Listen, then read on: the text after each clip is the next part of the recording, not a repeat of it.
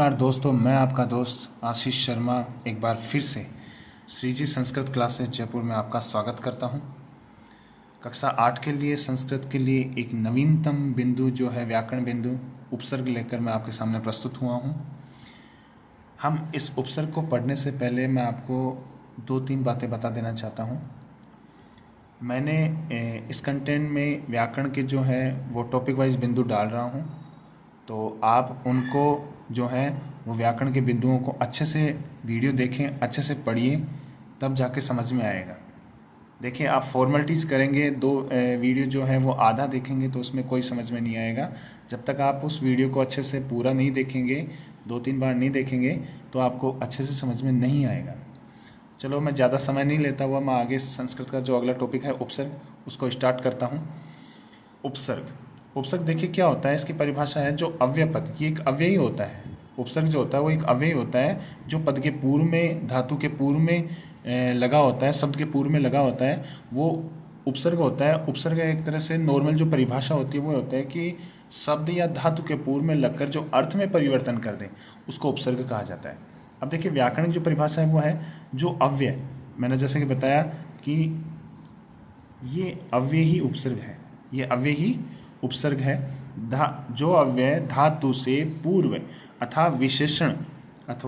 विशेषण शब्द से पूर्व अथवा संज्ञा, 3 शब्द आए देखिए, धातु से पूर्व, विशेषण से पूर्व और संज्ञा आदि शब्दों से पूर्व लगाया जाता है तो उसे उपसर्ग कहा जाता है। उसे क्या कहा जाता है? उपसर्ग कहा जाता है।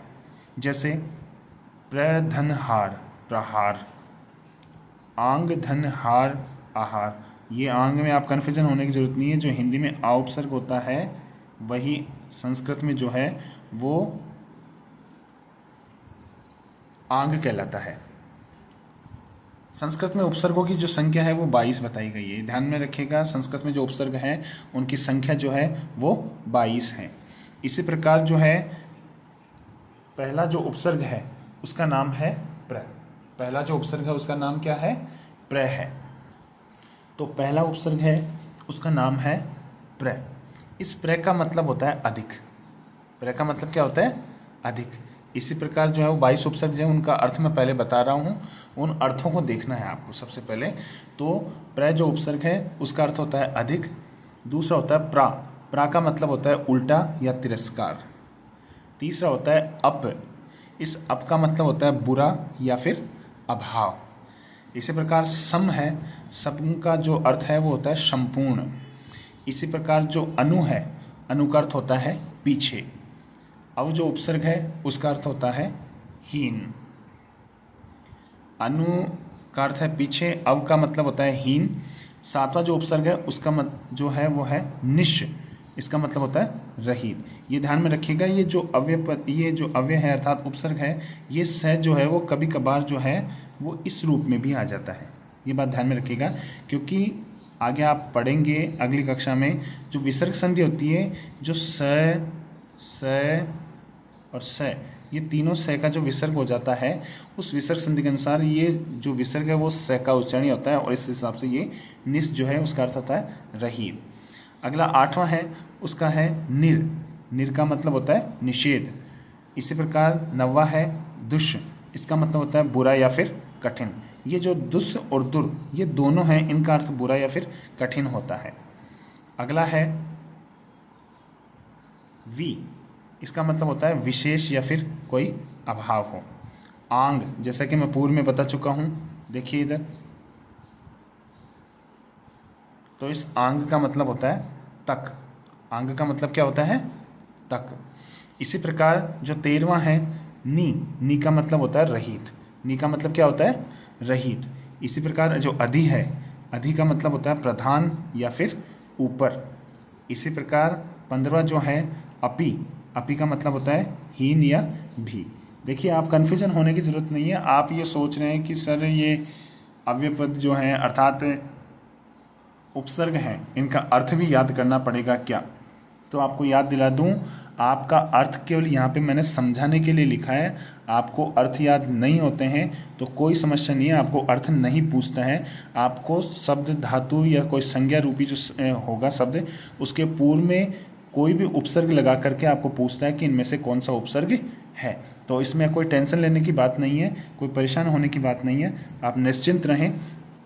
यह केवल आपको केवल अर्थ समझाने के लिए है और बाकी कुछ भी नहीं है भाई। इस जो उपसर्ग है उस उपसर्ग का अर्थ क्या हुआ है, ये चीज़ आपको समझाने के लिए मैंने अर्थ यहाँ पे लिखे हैं। इसी प्रकार जो है 16वां है अति। अति का मतलब होता है अधिक। अति का मतलब क्या होता है? अधिक। अति का मतलब होता है अधिक। सु का मतलब होता है अधिक या फिर श्रेष्ठ। उत का मतलब होता है ऊपर या फिर श्रेष्ठ। इसी प्रकार 19वां है अभी। अभी का मतलब होता है पास या फिर कोई इच्छा।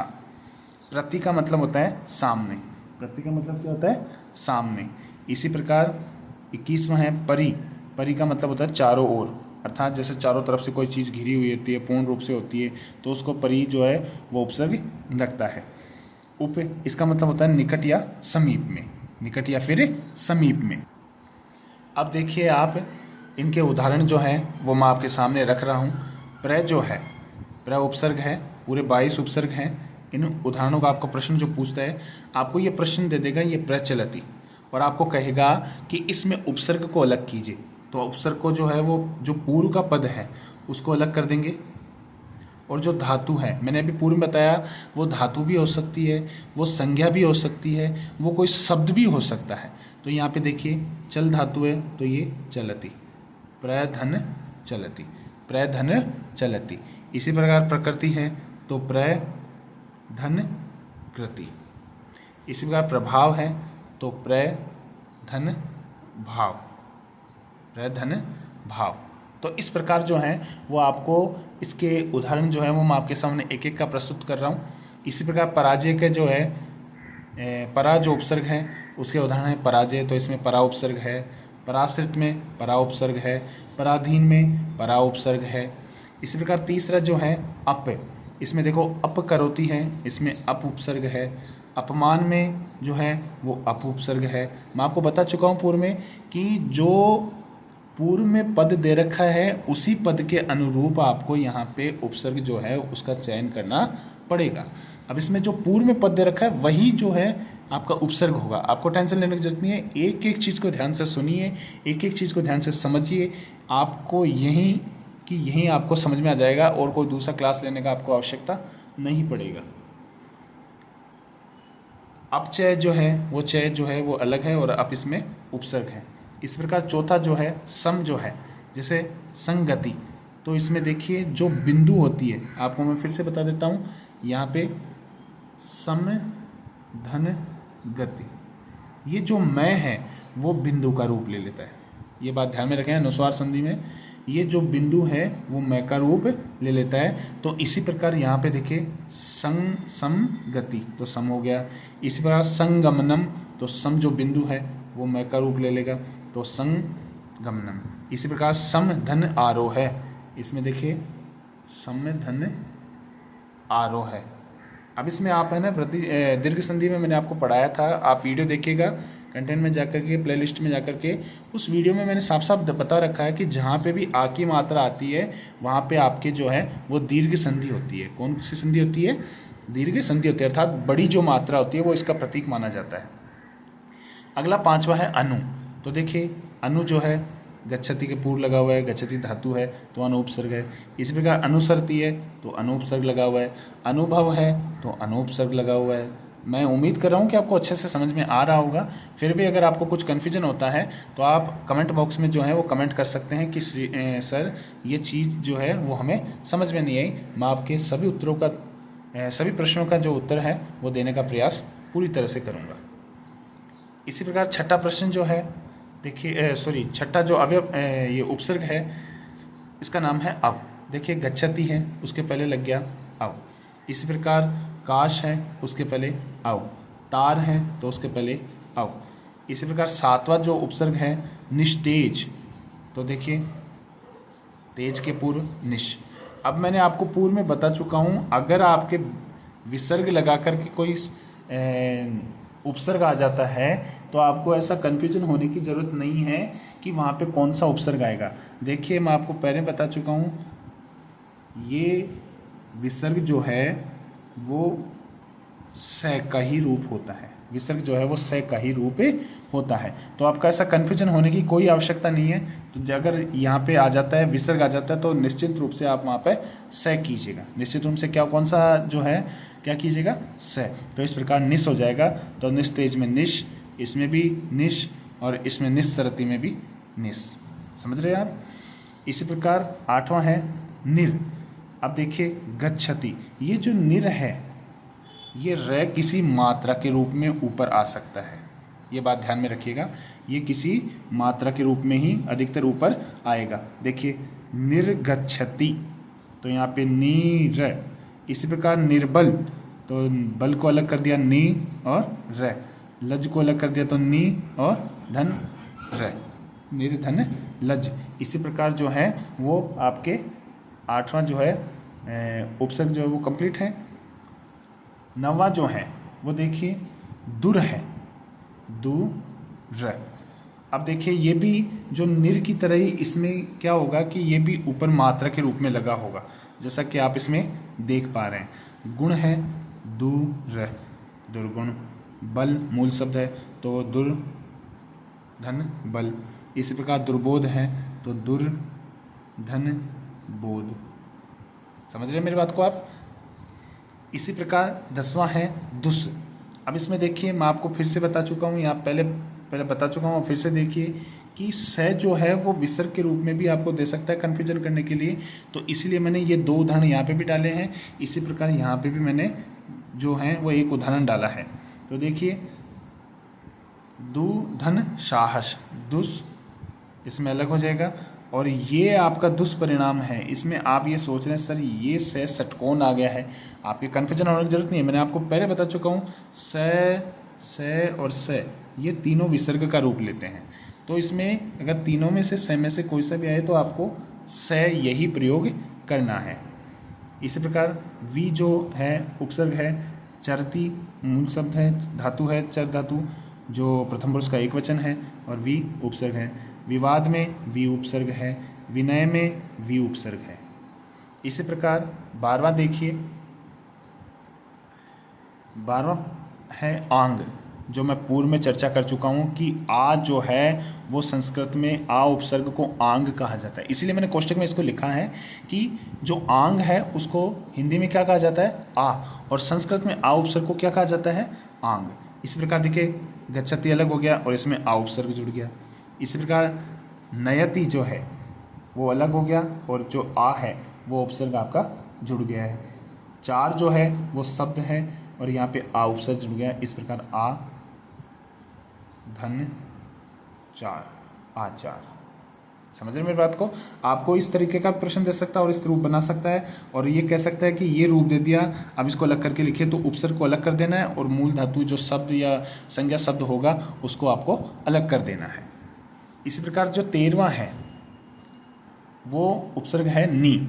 इसमें देखिए यम को अलग कर दिया और नी को जो है वो उपसर्ग हो गया है।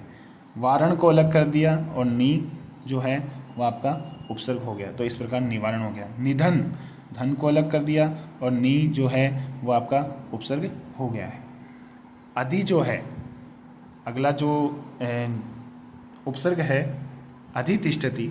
अब इसमें देखिए आप तिष्ठति जो है वो एक धातु है जिसमें स्था धातु है, तिष्ठति तिष्ठत तिष्ठन्ति इस प्रकार आपका चलता है, जो आगे हम धातु रूप में पढ़ेंगे। इसमें अधि जो शब्द है अब अधि जो अव्यय उपसर्ग है उसको अलग करेंगे तो अधि धन तिष्ठति, तो अधि जो है वो आपका उपसर्ग हो गया। इसी प्रकार अधिकार है तो अधि जो है वो उपसर्ग हो गया और कार जो है मूल शब्द हो गया। इसी प्रकार करण मूल शब्द हो गया और अधि जो आपका है वो क्या हो गया उपसर्ग हो गया है। इसी प्रकार जो 15वां है ये 15वां देखिए अपि, अपि हित, हित जो है वो मूल शब्द है और अपि आपका उपसर्ग हो गया।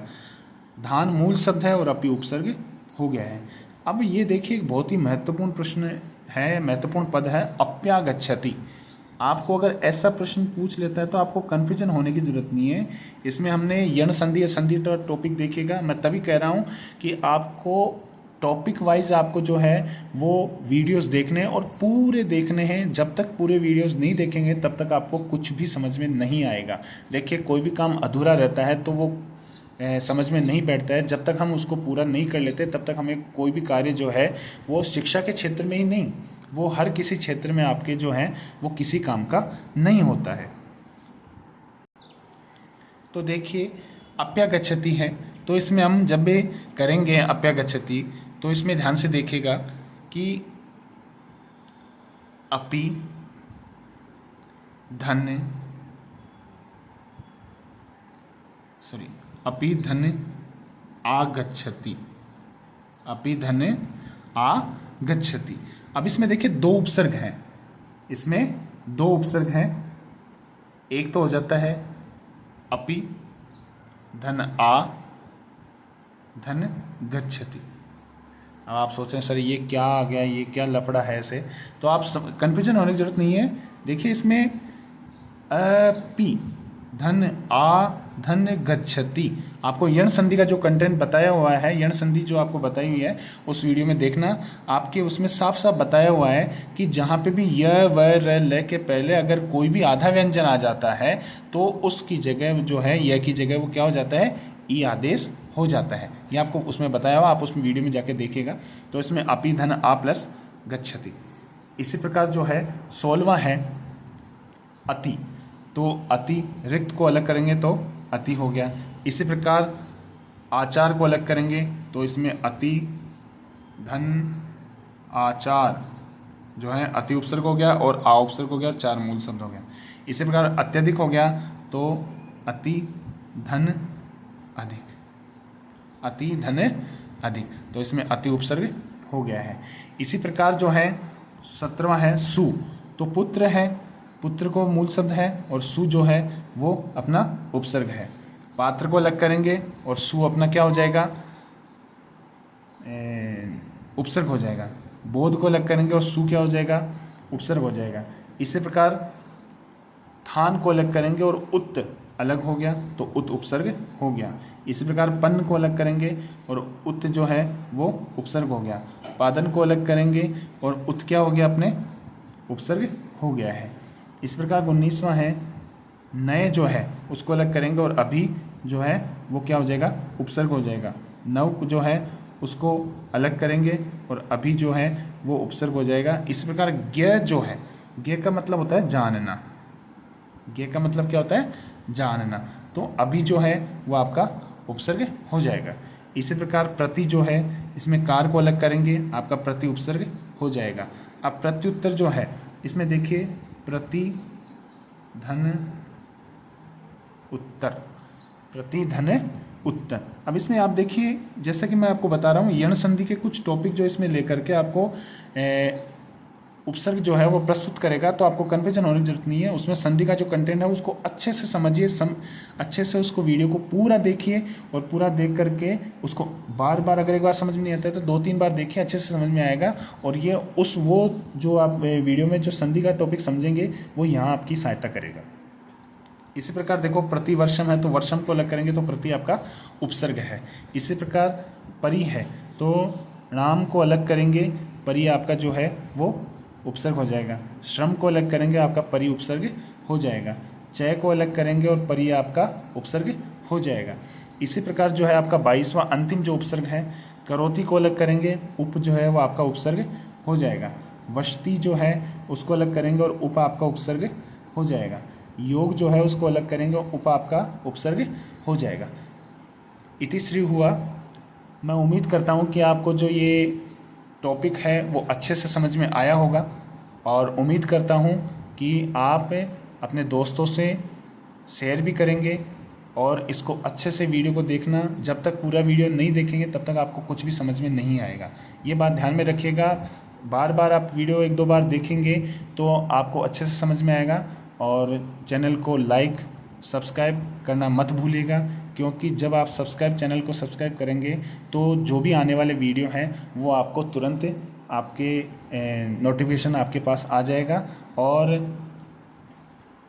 इसलिए आपको जो है अच्छे से इसको अपने दोस्तों को भी बताना है कि ऐसा एक संस्कृत का चैनल बना है श्री जी संस्कृत क्लासेज के नाम से, जो बहुत ही अच्छे से समझा रहे हैं। मैं अपना पूरा प्रयास कर रहा हूँ कि आपको अच्छे से समझाऊँ और अच्छे से आपको हर टॉपिक में हर एक एक चीज़ को जो है बारीकी से सूक्ष्म दृष्टि से आपको अच्छे से समझाऊँ। बाकी जो है आप अच्छे से वीडियो देखें, अच्छे से समझें। मैं यही आशा करता हूँ कि आप अच्छे से समझ में आ गया होगा। और एक बार फिर से मैं आपको बता दूं, चैनल को लाइक, सब्सक्राइब और शेयर करना बिल्कुल भी मत भूलिएगा। जय हिंद, जय भारत।